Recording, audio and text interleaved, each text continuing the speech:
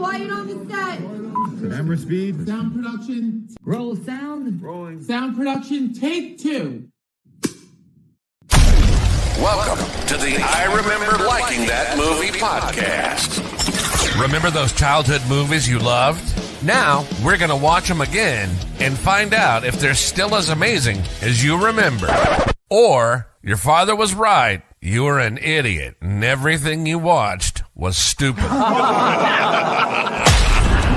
So buckle up, movie aficionados. Over-the-top gore? Check. Over-embellished action? Check. Gratuitous nudity? Double check.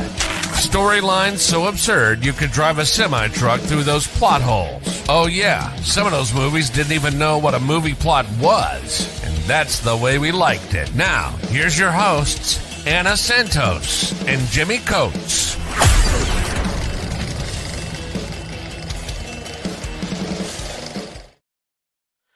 Welcome to the I Remember Liking That Movie podcast, and we are, look, still in the 80s. Yes, but I think that we're in the same year, actually. Yep. No, 87. Nope. Lost Boys was okay, 87. Yeah. So we're going back a year. Let's double check that because I could be wrong. Was it made in? Yes, it was 1986. Oh, okay. Was it? Yeah. David Cronenberg's The Fly.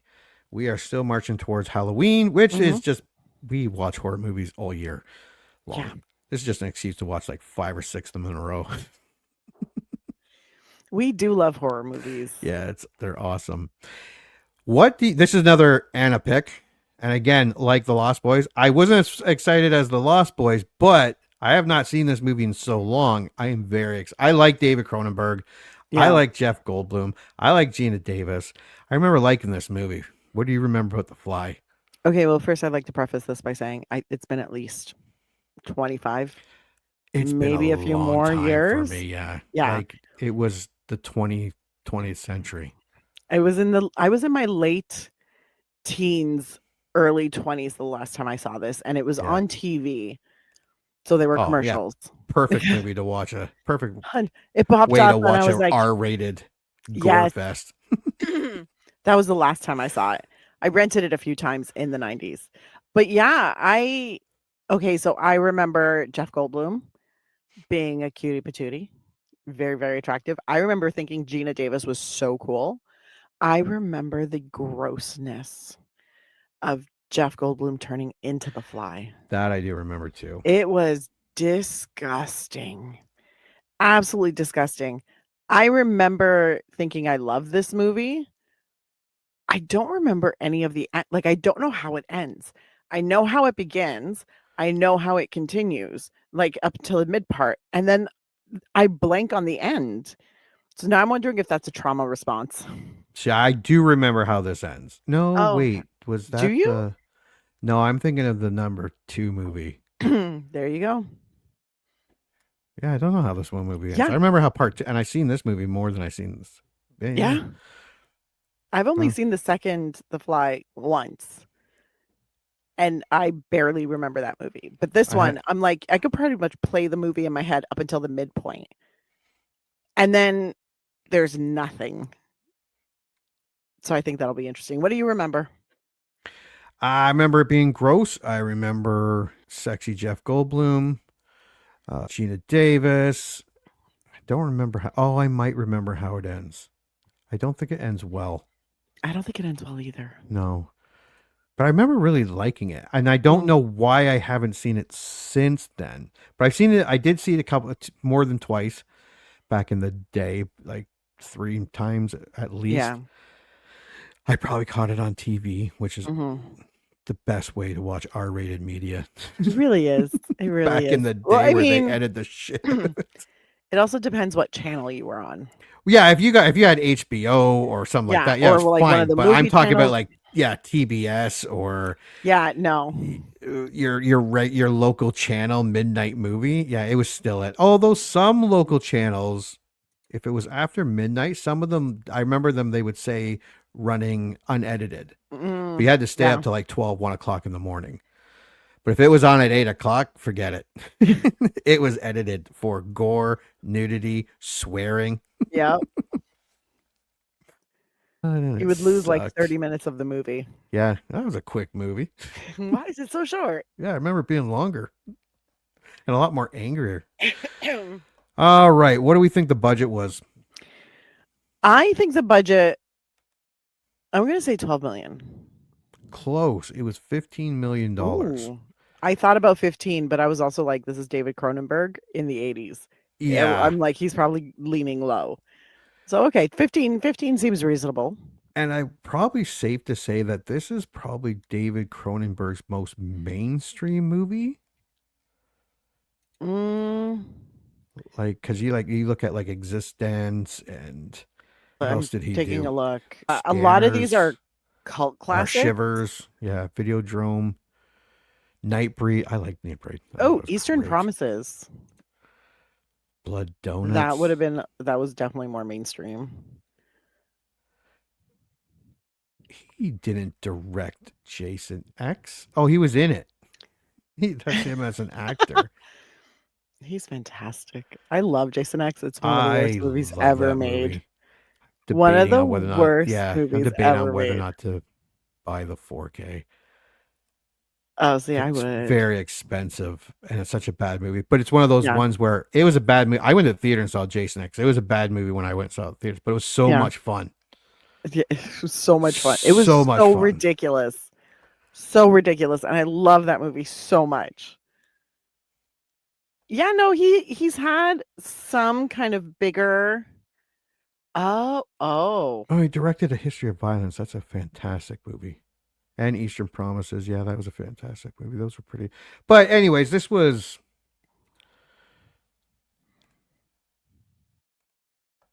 for $15 million. That's a pretty high budget for 1986. Yeah.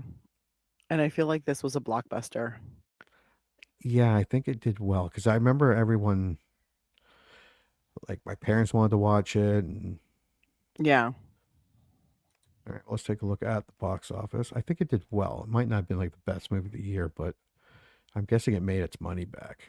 They made a sequel. Oh, I think it made a shit ton of money. And And it- 60.6 million worldwide. Also, it did well very internationally as well. Yeah. So yeah, it did great.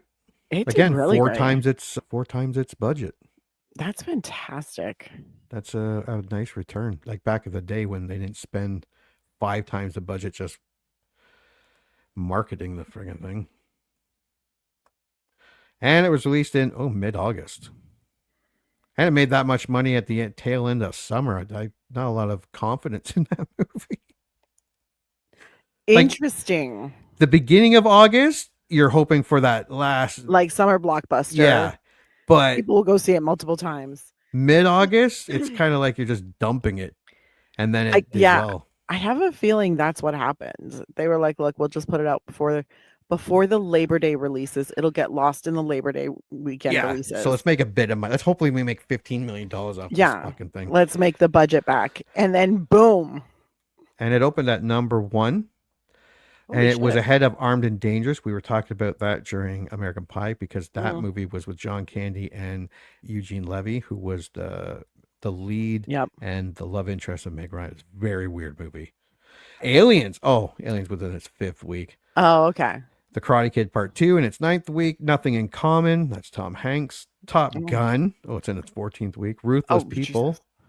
Manhunter. That's the serial killer one before Silence of the Lambs. One Crazy Summer. We loved that movie. I remember being so angry you made me watch it. Yeah. My favorite. Fond memories. Heartburn, Friday the 13th, Part 6, Jason Lives, which I remember loving, and About Last Night. So yeah, it did very well. It opened up at number 1 with 7 million. Stayed at number 1. Oh, that's a surprise. Oh, Texas Chainsaw Massacre 2. Talk about dumping a movie. Yeah. That one's like, get it out there so that we could just replace it with another one. And then it went to third, 4th, 7, 10. So it stayed there for a while. It did well. Yeah, and also if you'll notice, it stayed in kind of the 1200 theaters kind of vibe until I think the fifth week, and then it dropped down to 1,100, and then just close That's to just over 1,000, and then it 1,000. started dwindling. So Dwindling I down. think it. I mean, people just kept watching it.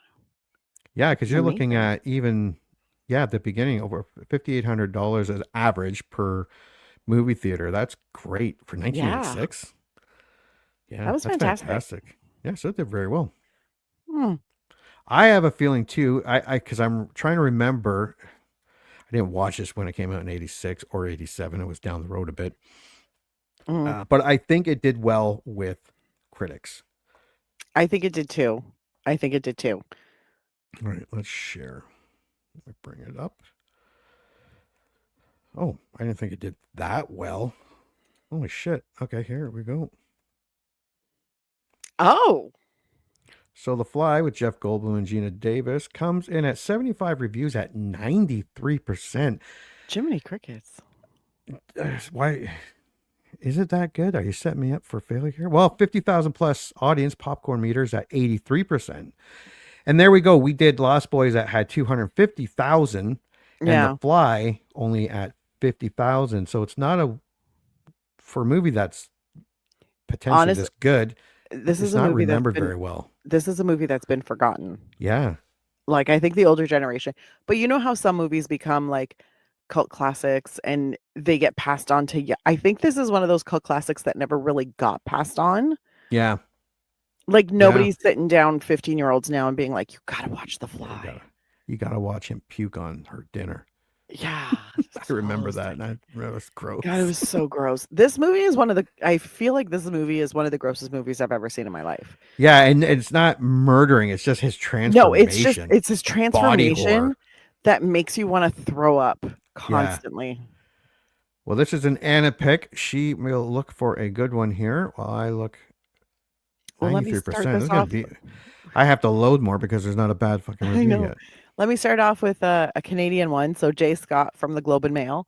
The Fly is a mass market horror film masterpiece that is also a work of art. No score. It's not a Canadian one. This is American. Ralph Novak from People Magazine. Any dolt could fill a movie with sickening stuff, and there's nothing scary, funny, or interesting about what David Cronenberg has done. It's just tedious and insulting. Get a swatter. Nadine Smith from Them. Romance isn't always the first word that comes to mind when describing David Cronenberg's nasty body horror nightmares, but The Fly is nothing if not a deeply loving film. Well, Pat Graham disagrees from the Chicago Reader. Imagine so much subverts invention that Jeff Goldblum's tragic fly person finally seems more ludicrous than affecting, voyeuristically bizarre. Did I That read feels that like right? word salad. Yeah. I don't like him. Eve Tushnet from Pathos. This movie is convincing. It's emotionally raw, and it's a horror film about people in a situation rather than a horror film where the situation is really a metaphor for grief or whatever. And it's so much harder to watch than I expected. No score. Karen James from the New York Times says, The Fly is a film that tries to be too many things at once. Funny, but not campy. Sad and scary. A horror story and a human tragedy. And she didn't like it. Joe Lipsett from Horror Queers podcast. Top tier Cronenberg, this is the start of the auteur's shift into accessible mainstream Hollywood fare, but it still maintains his interest in damaged men and weird scientists. What a surprise. What surprises most is how affecting the love story is. That's beautiful, man. And my last one, because there are no more, is Michael W. Phillips Jr. from Goat Dogs Movies. Instead of being a pretty good cautionary fable about the limits of technology, it's a show and tell in the 5th grade biology. 2.5 out of 5. He sounds angry. Okay, this will be my last one from Variety staff at Variety. David Cronenberg's remake of the 1958 horror classic The Fly is not for the squeamish. Casting Jeff Goldblum was a good choice as he brings a quirky, common touch to the spacey scientist role. Yeah, even in a movie that's I don't like and Jeff Goldblum's in it, I still like Jeff Goldblum. Always. I can't off the top of my head pick a movie that I can pick movies that are bad, Yes. but I can't say that Jeff Goldblum was bad in it. He's always He's always fun to watch. Like me and my 7-year-old watched Jurassic Park, and he's great in that movie. Oh God, he's so good. He is Ah, so good in that. yeah. So IMDb has a few more ratings. It comes in at 218,000, and it comes in at 7.6. Interesting. So you can start with 10. Lots here again. Yeah.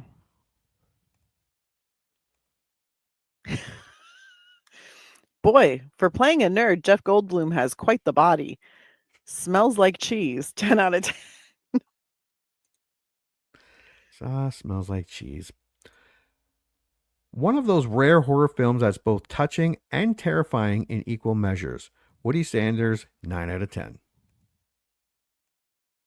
I'd like to be the first insect politician. Hey, Sweden, 8 out of 10.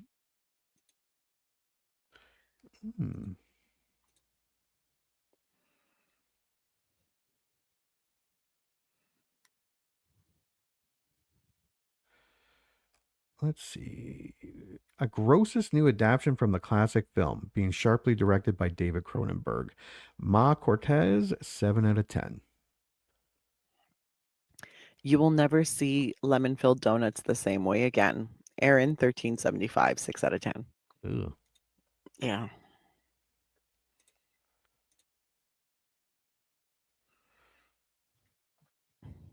More gross and disgusting than scary. Mm. Interesting stuff, 5 out of 10. Let's see. Well acted, but repellent and unremittingly depressing. Andrew Crouch, 4 out of 10. BD Bosch, who gives it 3 out of 10. I don't understand the love for the movie, I'm guessing. I'm assuming. There are no 2 out of 10s. Oh, no 2 out of 10s. Mm-hmm. There's a few ones. Gross, but inspired a classic pun. What is the trash like this gets made? The most horrible movie of my life. Nauseating. That's kind of disappointing. Usually when we get past 6, Yeah, it usually gets very interesting, but a Very lot of these funny. weren't. no. Although I will say this, I'm reading a 1 out of 10. One of the most sympathetic characters I just saw is that. the Fly, Yeah, I skipped A.A. that. Fleming, 19569. I didn't even read it. Yeah, one of the most sympathetic it took me a hot second because I was Yeah. like, what? And then I clocked in and I was like, oh, that's a good one. Thank you, kind sir. Well, let's get rid of this banner.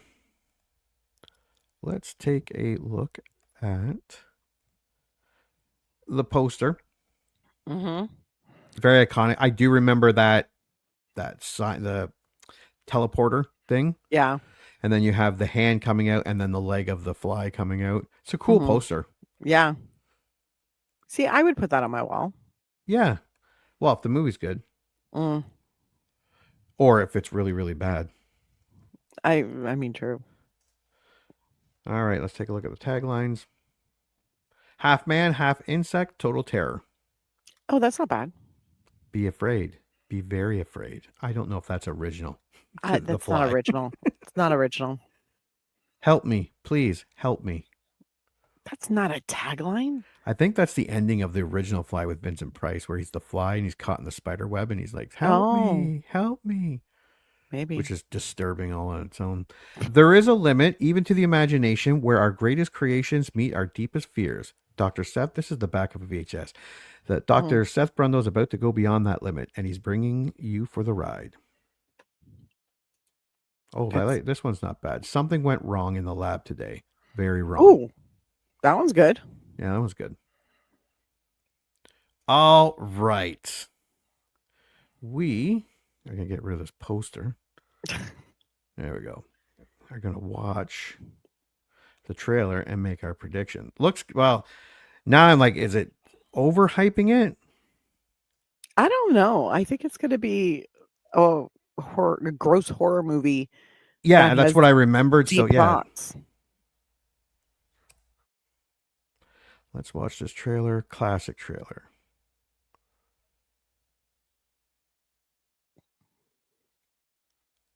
All right.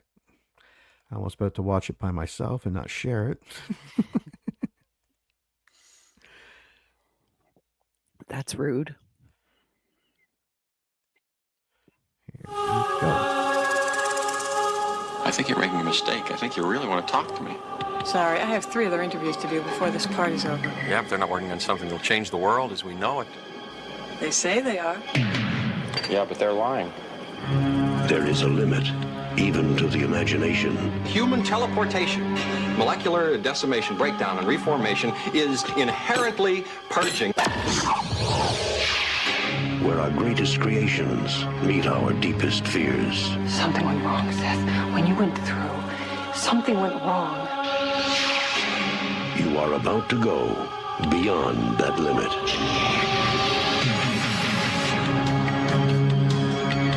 Those weird hairs that were growing out of your back, I had them analyzed. But they were definitely not human. If you saw how scared and angry and desperate he is. I'm sure Typhoid Mary was a very nice person, too, when you saw her socially. No! You're afraid to be destroyed and recreated, aren't you? You're changing, Seth. Everything about you is changing. Oh no. What's happening to me? Am I dying? I want to know what's going on. What does the disease want? It wants to turn me into something else. Oh, no. A fly got into the transmitter pod with me that first time when I was alone. Don't go back to it. Could be contagious. I'm afraid! Don't be afraid. No. Be afraid. Be very afraid.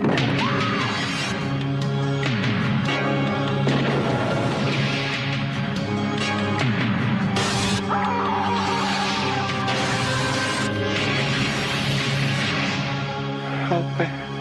Please, help me.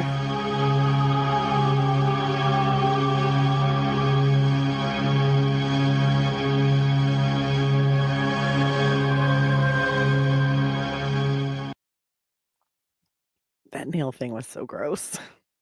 Yeah. I have a thing about nails being pulled off or scratched off or like Ugh. All right. What's your prediction? I think I'm really gonna like it. I also think I'm gonna be exceptionally grossed out. Yeah, I don't think this is a scary movie. Mhm. Like gross, and Yeah. unnerving type, kind of Yeah. freaky. Yeah, I think I'm gonna like it too. Yeah, no, it looks good. Does Mhm. look good. Yeah, it looks like I'm gonna have to. It looks like a thinker. I'm Yes. excited about that. No. No, I like my horror movies. Dumb. Pretty straightforward. Dumb. Yeah, no, I think this is a gory horror movie that's gonna end up making you think about things. Yeah. Although I'm like kind of mad that this only happened because he left the door open too long and a fly got in. Your mother always tells you to close the door, you're gonna let flies in. And see Jesus what Christ. happens Yeah. when you do. Yeah, way to go, Doc. Well, we are gonna go watch 1986 The Fly with Jeff Mhm. Goldblum and Geena Davis, and when we come back, we are going to review it. Yay! Woo. Let's all go to the lobby. Let's all go to the lobby. Let's all go to the lobby to get ourselves a treat. Delicious things to eat. The popcorn can't be beat. The sparkling drinks are just dandy. The chocolate bars and the candy. So let's all go to the lobby to get ourselves a treat. Let's all go to the lobby to get ourselves a treat. And now, on with the show. Yay! Hey. First I gotta say that I said that David Cronenberg directed Nightbreed. He did not. Clive Barker did. Although I believe David Cronenberg helped. Also, we were saying that this Be Afraid, Be Very Afraid. It was actually coined by this movie, and it was an actual tagline written by Mel Brooks, who was secretly a producer of this movie, but did not want his name attached to it in fear people would confuse this with a comedy or something like that. So yeah, and he also put up $1 million of his own money to as a production budget. Oh, nice. So there you go. Did you watch 1986 The Fly? I did indeed. And what is your initial thoughts? It was so gross. Yeah, it was pretty gross. It was pretty gross. But are you catching a lot of echo? I am catching echo. I'm not catching on you. Okay.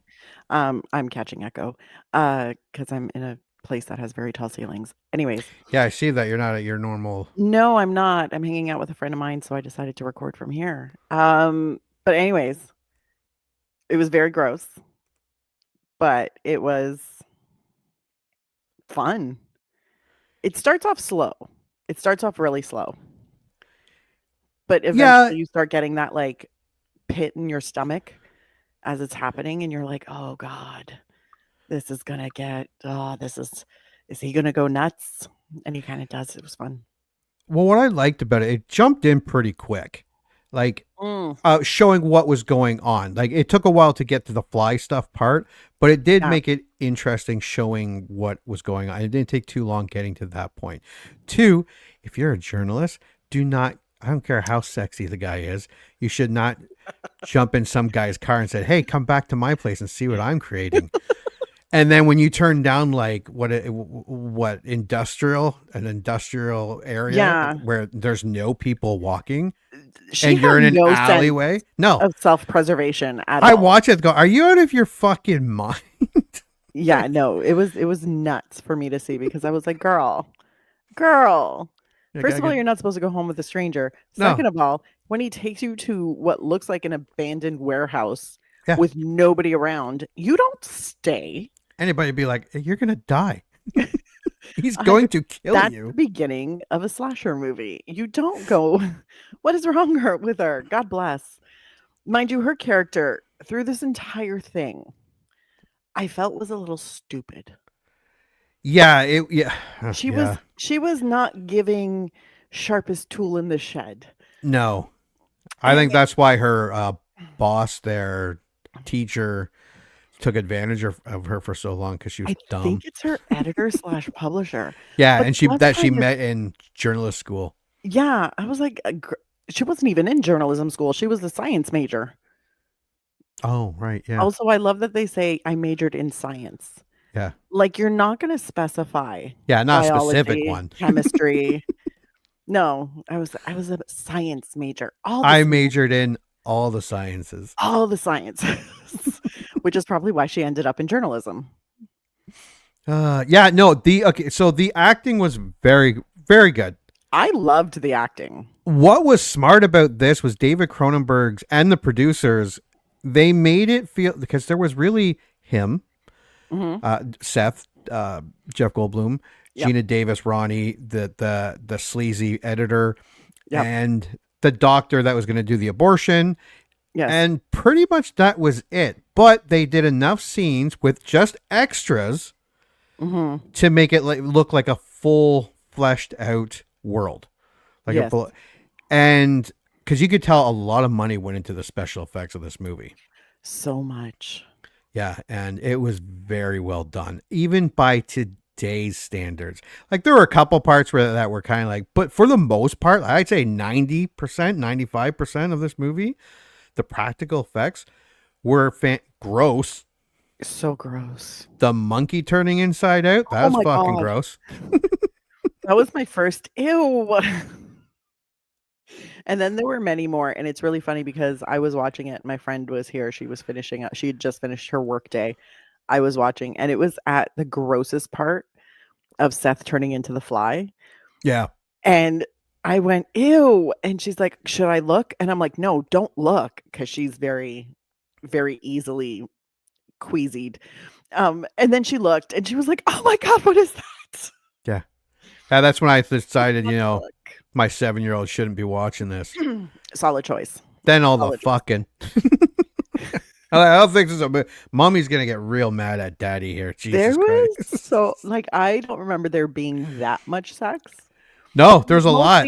There's a lot of the suggestion of sex. And then there's one actual sex scene. Well, I watched this on the Hulu Disney Plus thing. and all it said was R. Yeah. And then for tobacco use, I'm like, what? that gives you an R. Wait, that was the tobacco use or and tobacco use? No, for tobacco use, not and. Just that's the only thing that was up there. I'm like, you might want to mention maybe the over a zealous amount of gore, the sex. It was really tobacco use. That's what we're taking away from this R-rated movie. I think Geena Davis. She smokes quite a bit. Does she smoke? Well, no. One. Yeah, and I think a couple people at the bar are smoking. Oh, yeah. But Geena Davis, I think maybe one or two. That's crazy. But yeah, tobacco use. Jesus Christ. I watched it on Crave and I was just excited when it started and it was not in French. I was like, yes. Yeah, it was no, the acting was great. There weren't a ton of actors in this movie, but all of them were good. No, it was a small core cast, which I really enjoyed. Because it really is the story of how Seth turns into a fly. The computer was huge, but yeah. This was also the 80s when computers were huge. Oh, yeah. If they were going to be doing that kind of computing, by the way, this computer apparently is AI. I'm like, what? Yeah, pretty advanced for 1986. Right? I was like, oh, there's two people. I'll just fucking confuse them together. Dr. Seth, I don't think your Commodore 64 can actually do that.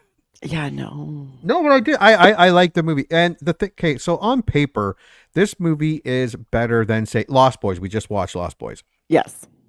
And it's a great story. And I felt a lot more sympathy for our main character, Jeff Goldblum, Seth. Like I don't know who was nominated.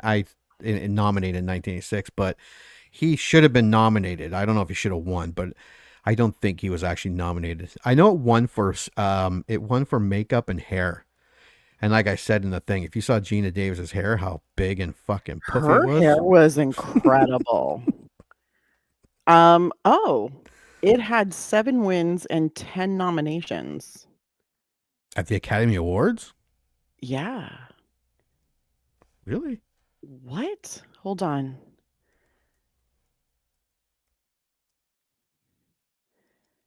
No. Who gave me that?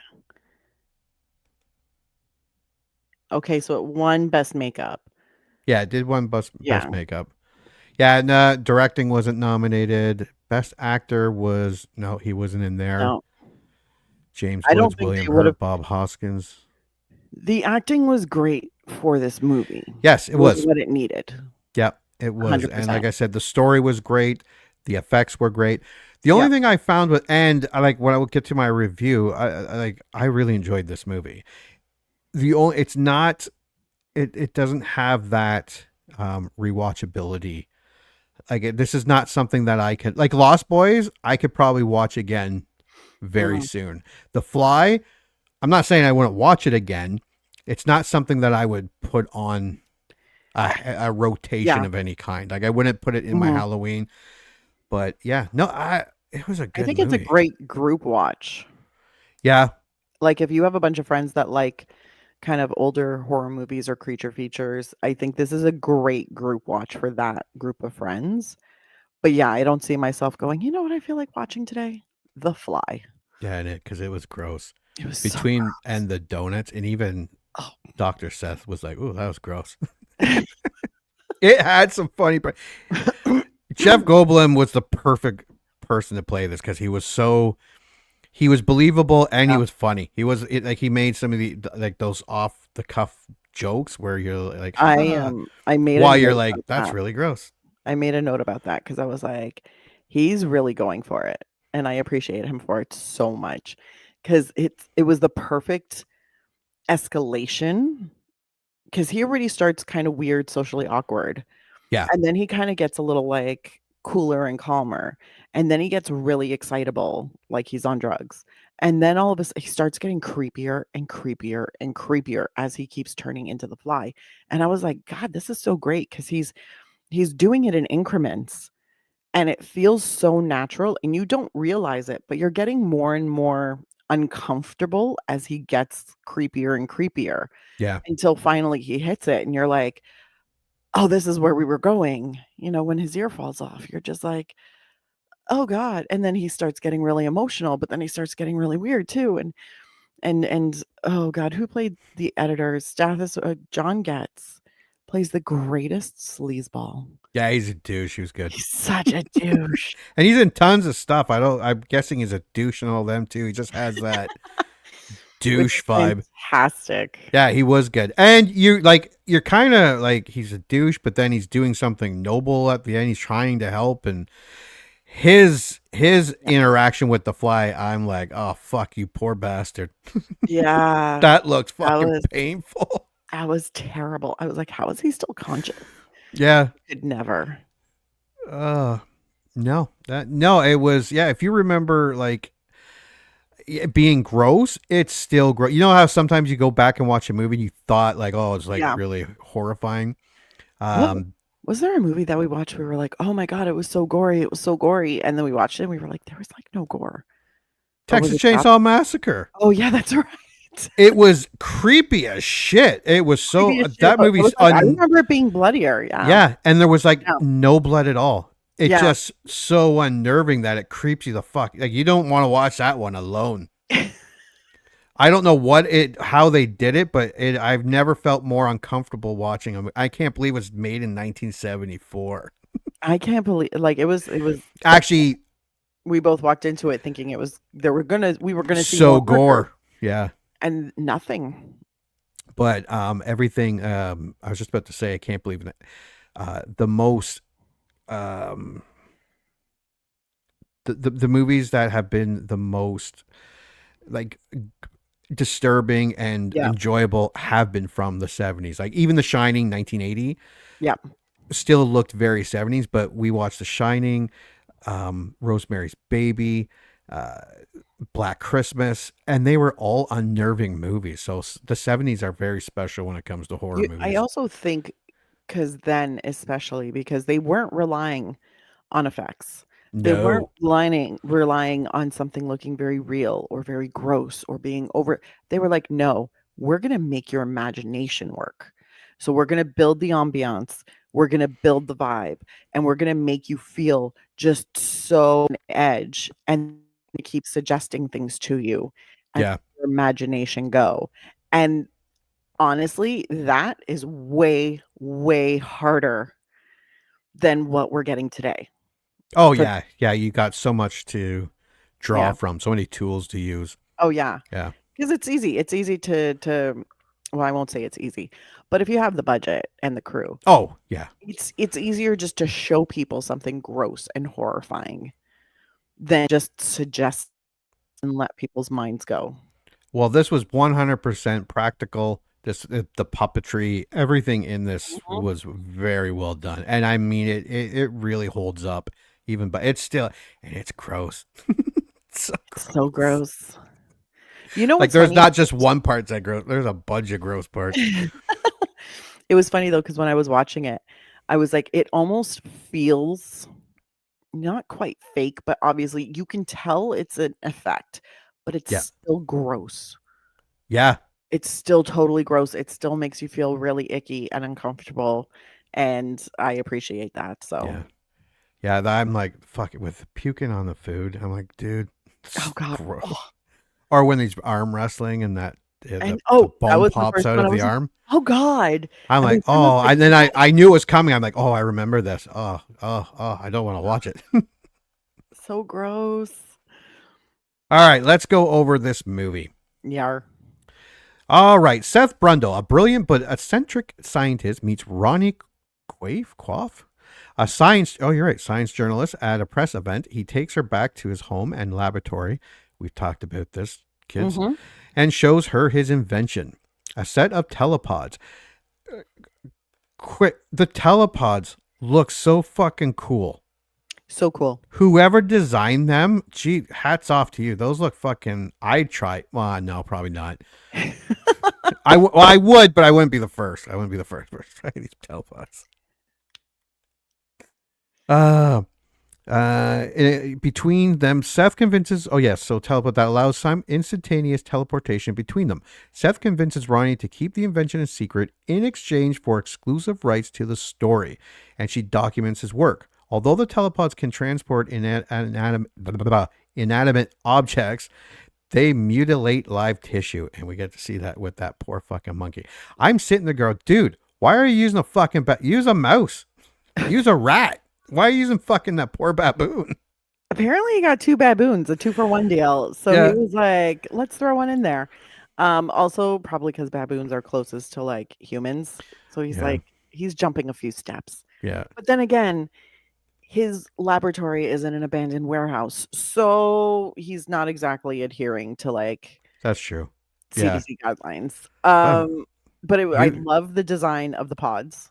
Yeah, It was they're so cool. like 1980s coded. This is the future. And I appreciate that so much. Oh, the computer doing its thing. Yes. That. It is 80s, so you forgive it immediately, but it is very goofy. But it's like this is what a really smart guy. This is what he would build. Yeah. He's very like ahead of his time. I really appreciate that. Also, one of my beefs was, and I understand where they were going with this, but I was still like, oh, come on.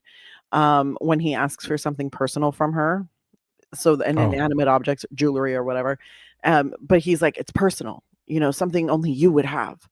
And then she takes off her thigh high. I was like, those are mass sold. Yeah. Anybody could have one of those. He could have a pair. Maybe he's into that. So it was I was one of those things where I was like, oh God, like I understand what you're doing. You're trying to like, ooh, look, she's sexy. Yeah. And he's very long legs. Geena Davis is one tall bitch. Incredibly long legs. Jesus Christ. Also, wasn't she a competitive archer? I feel like that's something that she did archery competitively. I don't know if she ended up in the Olympics, but like she was like semi-pro. Well, Jeff Goldblum's 6'4" and a bit. Yes. So they needed someone that, and she's 6 foot. Yeah. Yeah. And she's gorgeous. She's got great. There's a time when she comes through the door. I'm like, God damn, you're tall. Jesus Christ. It's true though. It's true. She's super tall. Yeah. Yeah. All I'm saying is like use an apple, then work up to like a mouse. Yeah. That poor baboon. Oh, and if you're remember, you haven't seen this in a long time, and you're like, oh yeah, the baboon. It's still very gross. It looks awesome. It's still moving. Yeah, it screams. Yeah, from inside. Yeah, and then like the hand, the bloody, like I'm assuming hand. Yeah, bloody appendage that hits the like door, and I'm like, oh God. Yeah, and it's inside out, and it looks realistic. Yeah, well done. So gross. Seth and Ronnie begin a romantic relationship. Their first sexual encounter, in which Seth loses his virginity. Did he lose? Was that part? I didn't remember that. I don't. I'm just saying this isn't me making a joke. This is Wikipedia. I don't know if he was a virgin.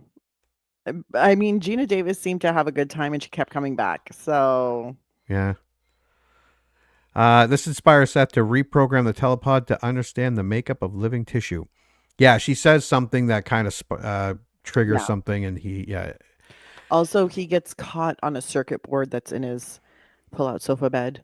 Oh yeah. I'm like, Jesus Christ, dude! How? Yeah, I was like, how heavy are you? That when you landed on it, it literally embedded itself in your back. That was a deep ass. I know they needed it to. They needed it in order for the transformation to start taking place, but I mean.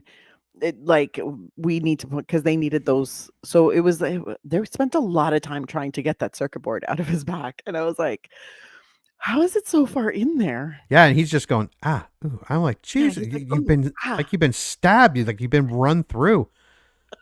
I'd be screaming, running around, get it out. Yeah. After he successfully teleports a second baboon, Ronnie hurriedly leaves to confront her editor, Stathis Borans, about his threat, spurred by his jealousy of Seth to publish the story without her consent. Yeah, so if everyone's remembering the old ex-boyfriend who still goes into her apartment and takes showers, apparently, sees her buying clothes for a new boyfriend, he gets mad. Because he followed her. He did have one. I laughed out loud when they were at the store, and what did he say? She said something, and he's like, oh, fuck. And he's like, what? His cock? And I thought it was funny. I ruined it now, but when you go back and listen, they do it much better. I should have written it down. I believe you. I don't remember. I remember the back and forth, and I remember her getting like just fed up and like telling him off. And then she tells him off knees in a public, in like a department store, and I'm like, sir, have some dignity. And to get back at her, because she told him that she wouldn't publish anything till he's actually done, and then to get back at her, he shows her the front page of the magazine that he's going to run anyway. Of the magazine, and then she convinces him not to. And then he falls for it, and she still hasn't gotten back her key. But no. And then so Seth, Jeff Goldblum's character, is a little jealous, and he's drunk, and he's like, "Fuck it, I'm gonna go through the teleporter." He goes through. Again, leaves that fucking door open, and the fly goes in. Fly gets in, bad times, and nobody sees Fly because he like tucks himself in a little corner. Yep. And Jeff Goldblum just goes through it, and it works. It's successful. But now it's like he has been doing cocaine. He's just running. He's running through life. He's stronger. He's faster. He talks a lot more. Yeah. Like sugar, too. Yeah. A lot of sugar. Embittered and convinced she is rekindling her relationship with Stathis, Seth teleports himself alone, unaware that a housefly has slipped inside the transmitter pod with him. He emerges from the receiving pod, seemingly normal. Seth and Ronnie later reconcile.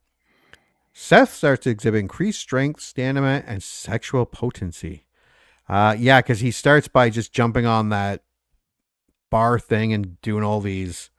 Yeah, but his behavior changes when they go out for coffee. Yes. Which is before all the bar things. But it like he's a little more animated. He's like banging. He's more short-tempered.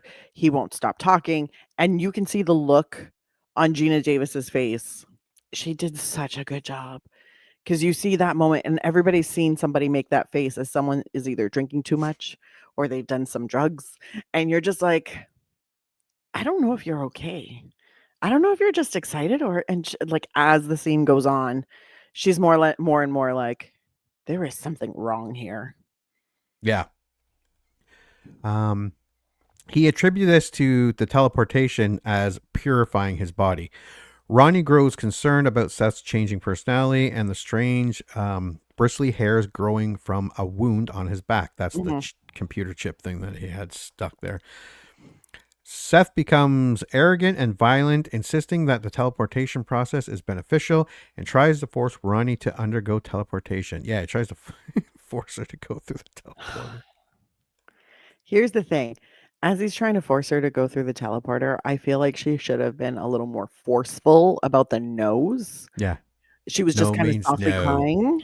And I was like, girl, I know if someone was trying to like teleport me in a prototype, I'd be like, buddy, I'm about to kick your ass. What are you talking about? So that was the only thing. I was like, oh, why is she so like softly crying? She does get away from him. Yes. Thank God. When she refuses, he abandons her, goes to a bar, and partakes in an arm wrestling match where he leaves his opponent with a compound fracture. Yeah, this was a very simple thing it was just a quick little effect, but it was. I'm like, you know what's coming, and I'm like, fuck, that's gonna look painful. He's gonna break his arm, and then as the break happens, you see the bone pop out. Yeah, and you're like, oh god. And then they go back afterwards. And then she's like, okay, you're coming with me now. And she's like, okay. She's like, okay, great. And then she goes, and they have the sex, which did not look. Also, Jeff Goldblum butt. Yeah, you got to see Jeff Goldblum's ass. I was like, look at you. And you get to see Geena Davis' side boob. Yes. Yeah, some side boob.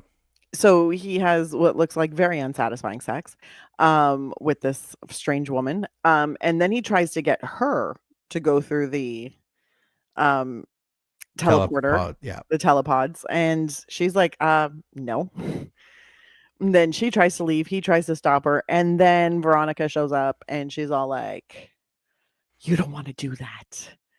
Be afraid. Be very afraid. That's where the line by Mel Brooks. Yes. And then apparently Ronnie and Seth kind of get back together. Yeah. Ish. He brings a woman named Tawny back to the warehouse to have intercourse. When Seth tries to coerce her into teleporting, Ronnie stops him and Seth throws her out as well. When his fingernails begin falling off, that's gross too, when he starts taking off his fingernails. So gross. So I have a thing about that. I have a thing about fingernails that are pulled off of hands, and Well, there is a reason why why it is used as a torture thing, because apparently it is beyond painful and looks gross. And if someone's ripping your fingernail off, you'll be like, "Oh, that really hurts," but it looks really gross too. Seth realizes something is wrong after his fingernails begin falling off. Then he realizes something's going wrong. Apparently, that was his first hint. Not the wire hairs that were growing out of his back. Yeah. Not his weird mood or attitude, or the fact that he brought someone home and tried for the second time to like force someone to telepod.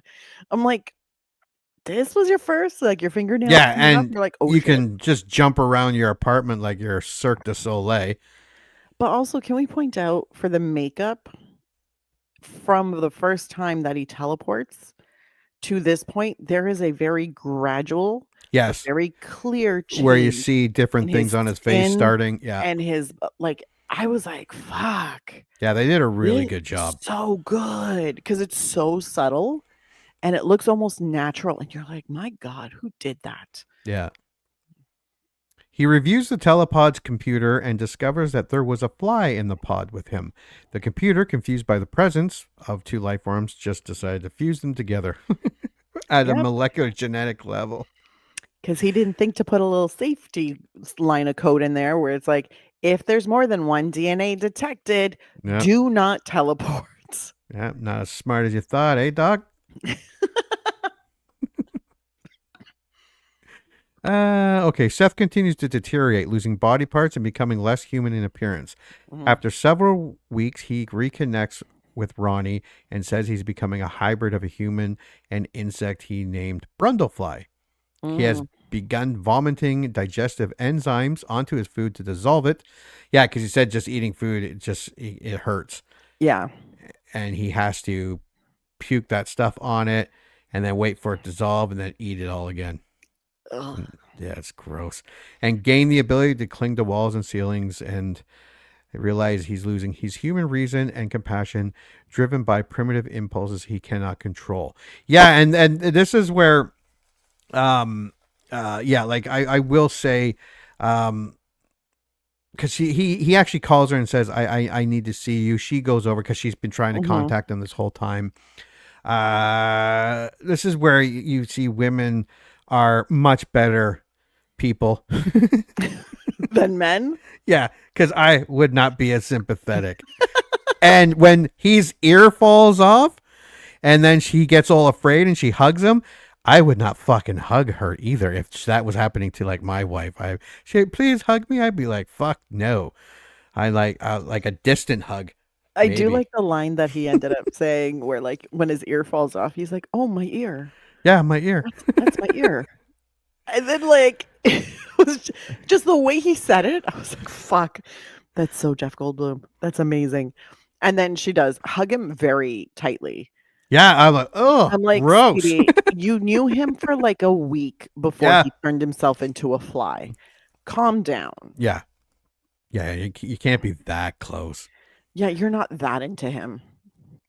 So Seth installs a fusion program into the telepod computer, planning to dilute the fly genes in his body with human DNA. Yeah, he does all these tests, and then and it tells them to put one or more pure human DNA in with him, so that it can all fuse together.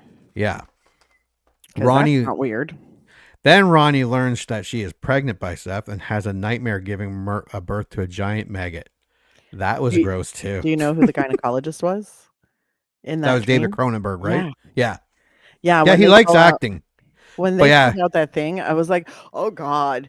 Because I'm also thinking about the size of her uterus and that being in there. And I was like, That's disgusting. Yeah. And it's wiggling around and Yeah, oh, she wakes up. I want an abortion.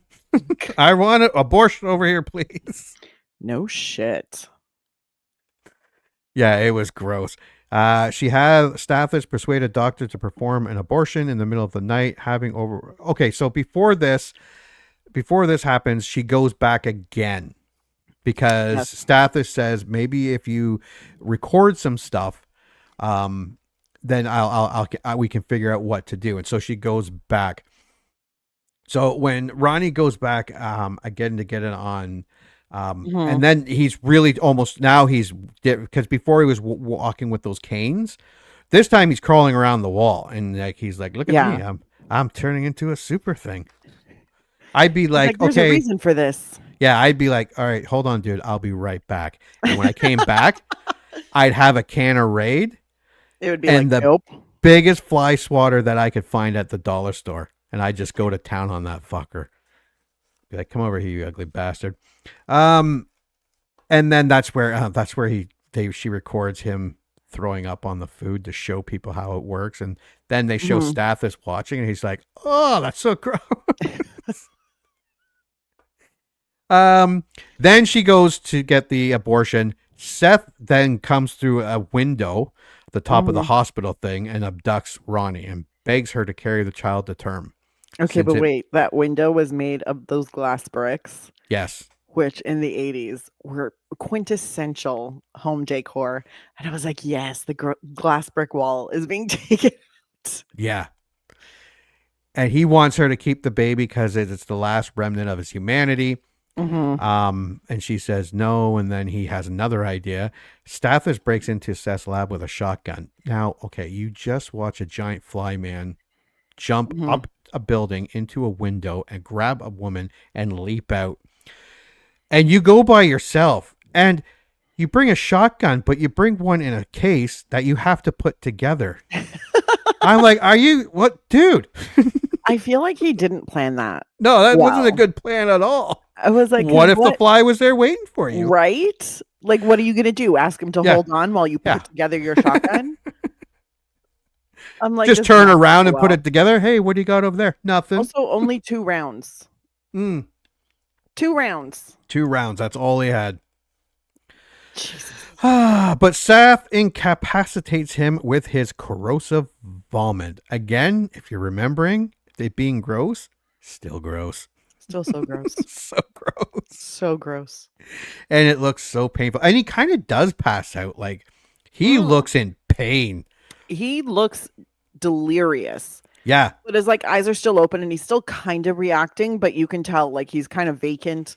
He's like, this is a lot. Yeah, because he pukes on his hand and it melts, and then he grabs his leg and pukes on his ankle. Well, because his leg was trying to reach for the shotgun. Yeah, he was trying to get the shotgun. He's like, so what does Seth do? Or the fly pukes on his leg because he's like, well, if you don't have a foot, you can't reach the shotgun. Nope, it's true. And it was also so disgusting because you can see it melting. Yeah. Like just caving in on itself. And I'm like, oh my God. I think that was the point where my friend lifted her head. And she's like, oh my God, what is that? I was like, I told you not to look. Seth reveals his desperate plan to Ronnie. He will use the telepods to fuse himself and her together with their unborn child into one entity. I was kind of curious to see what that would look like. I was like, what the fuck? 3 strands of 3 sequences of DNA. Yeah. Which one of them already contains 2 sequences. I'm like, come on, man. That's going to be a big hot mess. As Seth drags her into one of the telepods, she accidentally rips off his jaw, triggering his transformation into the insectoid human creature. That was also gross. That was gross too, and it was great. It looked great. It just kept getting grosser. Yeah. Shedding decayed human skin, Seth traps Ronnie inside the first telepod and enters the other, planning to use the prototype pod as the receiver of the combination of pods 1 and 2.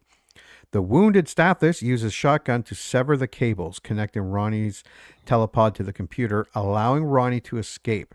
The damage causes telepod 2 to malfunction, and Brundlefly attempts to smash his way through the door, only for the pod to activate just as he's stepping out fusing Brundlefly to a piece of door and other parts.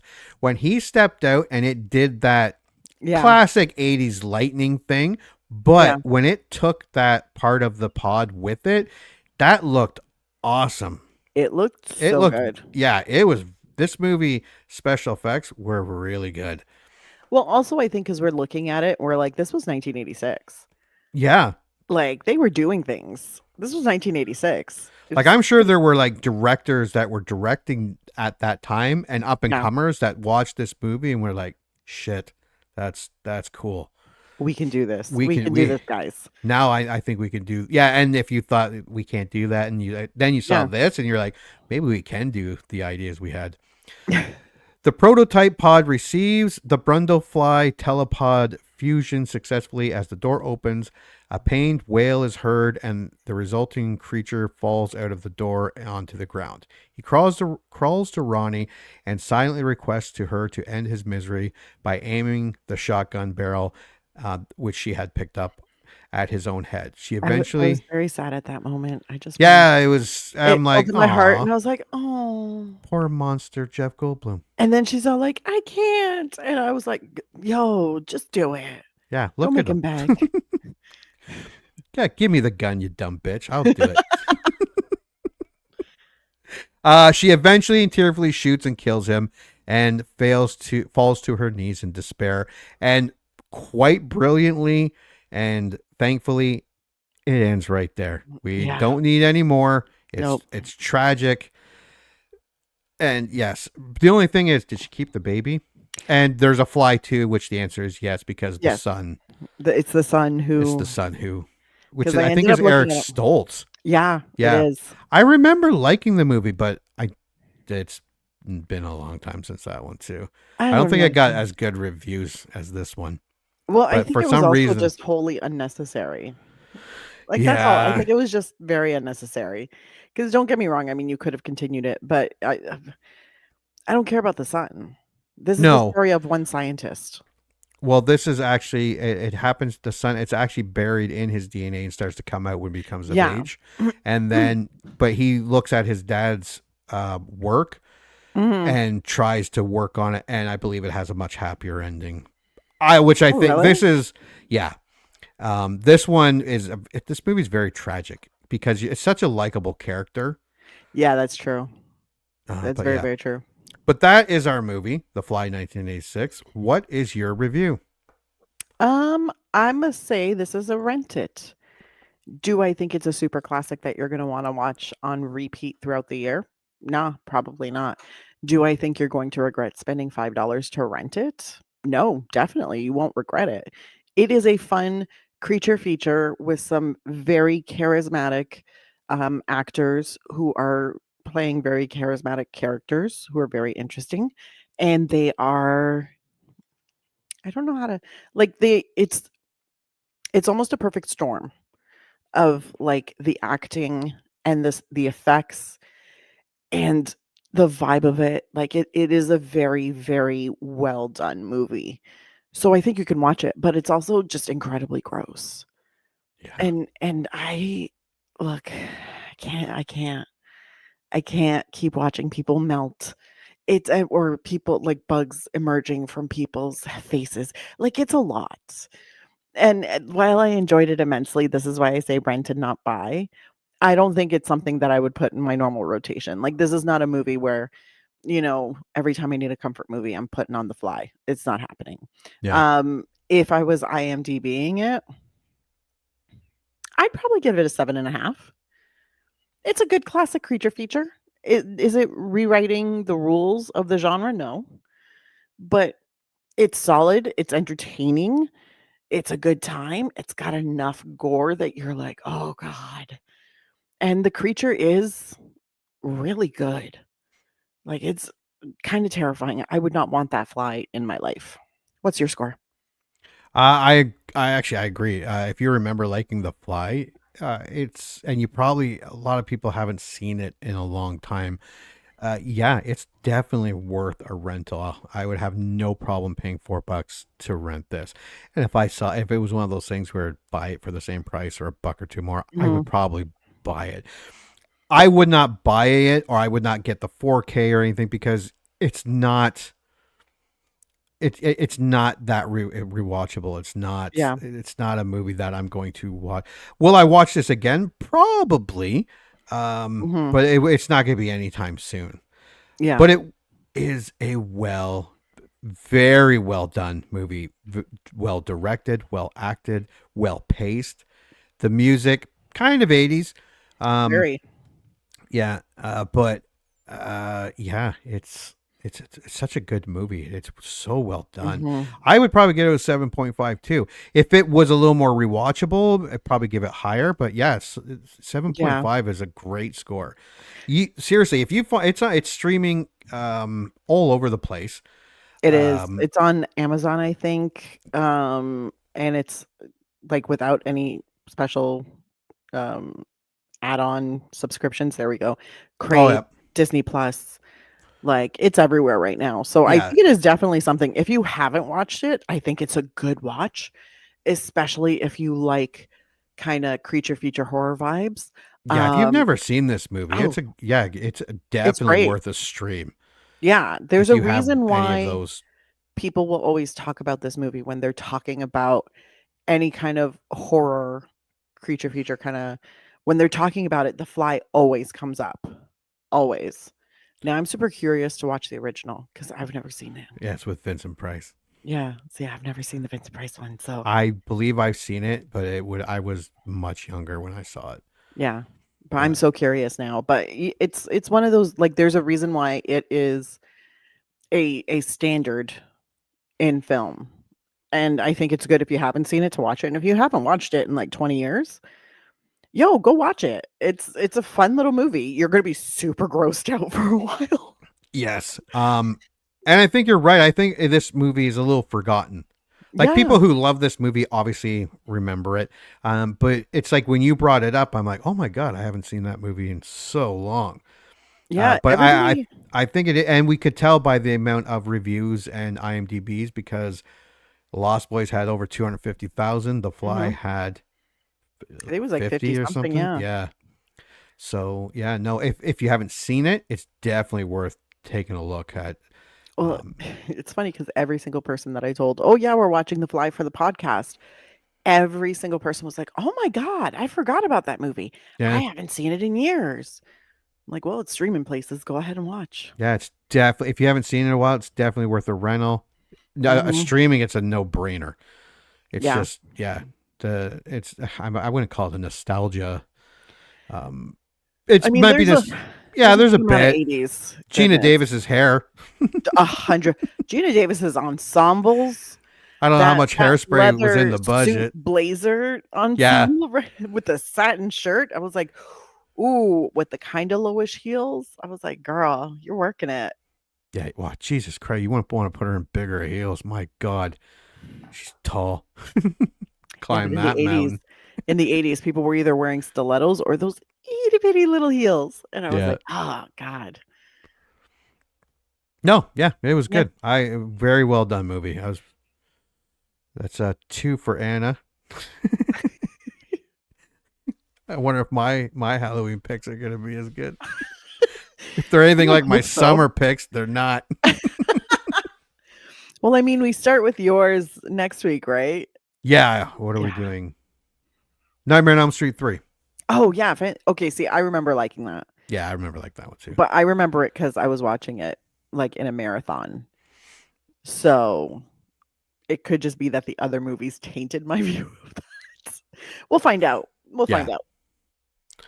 All right. Well, I think you want to add to The Fly? No, I'm good.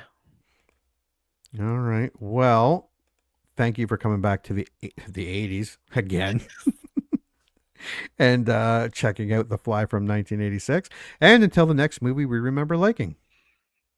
And now, folks, it's time to say goodnight.